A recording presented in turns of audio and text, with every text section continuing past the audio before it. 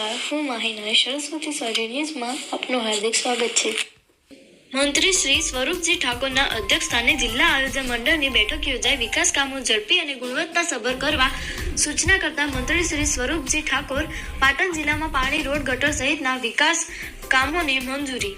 જિલ્લા આયોજન મંડળના અધ્યક્ષ શ્રી તથા જિલ્લા પ્રભારી મંત્રી શ્રી સ્વરૂપજી ઠાકોરના અધ્યક્ષસ્થાને પાટણ કલેક્ટર કચેરીના કોન્ફરન્સ હોલ ખાતે આજ રોજ જિલ્લા આયોજન મંડળની બેઠક યોજાઈ હતી. બેઠક દરમિયાન વર્ષ 2026-27 માટે વિવિધ વિકાસ કામોને મંજૂરી આપવામાં આવી હતી.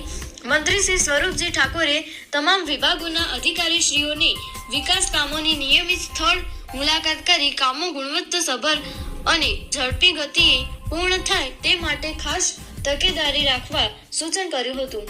બેઠક દરમિયાન જિલ્લાની નગરપાલિકાઓમાં પાણી પુરવઠો, રોડ, રસ્તા, વીજળી, સ્વચ્છતા અને ગટર લાઇન સહિતના વિકાસ કાર્યો અંગે ચર્ચા કરવામાં આવી હતી. ઉપરાંત સામાજિક અને શૈક્ષણિક રીતે પછાત વર્ગ માટેની જોગવાઈઓ અંતર્ગત કરવામાં આવતા કામો તેમજ બચત રકમમાંથી મંજૂર થયેલા વિવિધ વિકાસ કામોને પણ મંજૂરી આપવામાં આવી હતી.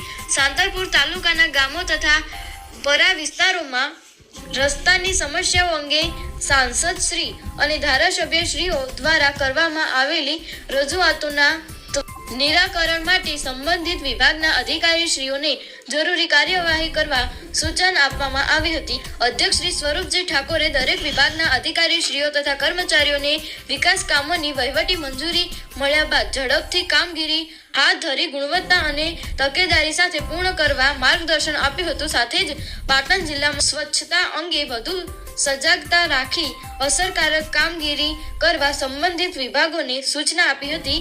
આ બેઠકમાં જિલ્લા પંચાયત પ્રમુખ શ્રી હેતલબેન ઠાકોર, સાંસદ શ્રી ભરતસિંહ ડાભી, પાટણ ધારાસભ્ય શ્રી કિરીટ પટેલ, રાધનપુર ધારાસભ્ય શ્રી લવિંગજી ઠાકોર, ચાણોસમાં ધારાસભ્ય શ્રી દિનેશજી ઠાકોર, કલેક્ટર શ્રી તુષારકુમાર ભટ્ટ સહિતના પદાધિકારીશ્રીઓ ઉપસ્થિત રહ્યા હતા. ઉપરાંત નગરપાલિકા પ્રમુખશ્રીઓ, આયોજન મંડળના આધારીશ્રીઓ, તાલુકા પંચાયત પ્રમુખશ્રીઓ તથા સભ્યશ્રીઓ, તાલુકા વિકાસ અધિકારીશ્રીઓ, ચીફ ઓફિસરશ્રીઓ તેમજ વિવિધ વિભાગોના અધિકારીશ્રીઓ અને કર્મચારીઓ પણ હાજર રહ્યા હતા.